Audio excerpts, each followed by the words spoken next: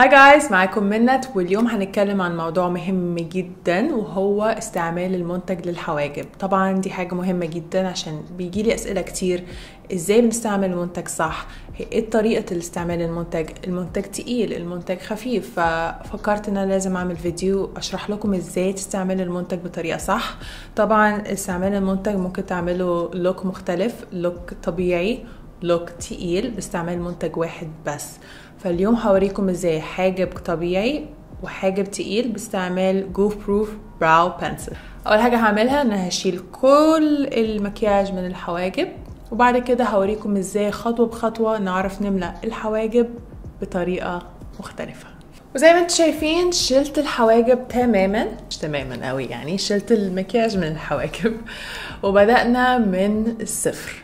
طبعا هنبتدي خطوه بخطوه. زي ما قلت لكم هستعمل القلم الجوف بروف براو بنسل، وزي ما انتم شايفين بالظبط القلم تخين ومش رفيع، فبيملى كل الفراغات الحواجب بشكل سريع وطبيعي. اول حاجه بعملها ان انا بعمل الحاجب ده بشكل طبيعي جدا، وهوريكم الحاجب التاني يكون شكله مختلف ازاي. اول خطوه باخد الفرشه.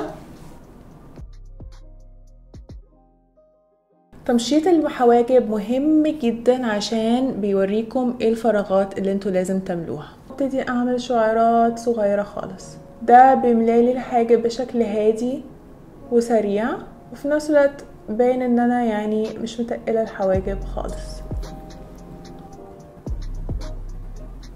هنا نفس الحكاية زي ما انتم شايفين. طبعا خطوة بخطوة بتشوفوا فرق في الحاجب.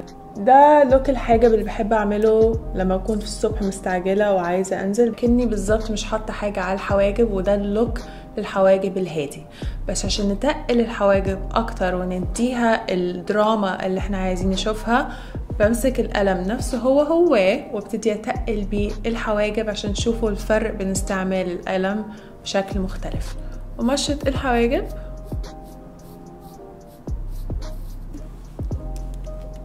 وابتدي املأ الحواجب بالشكل تقيل. باستعمال القلم متقلة وبدوس شوية على الحاجب عشان اعرف املاه بشكل حاد وتقيل كده،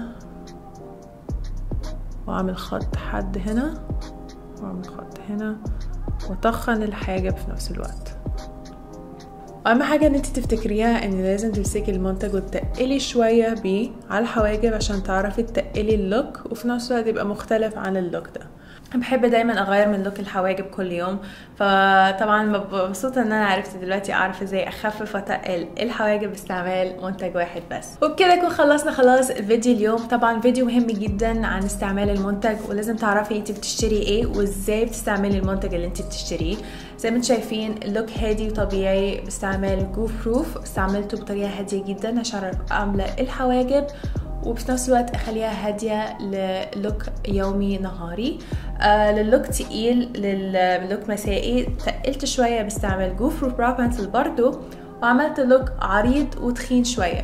ياريت تكونوا استفدتوا معايا النهارده، واشوفكم تاني في الفيديو الجاي. بس قبل ما اروح سيبولي تعليقات تحت عن ايه الفيديوهات اللي عايزين تشوفوها تاني، وان شاء الله اشوفكم قريب. باي.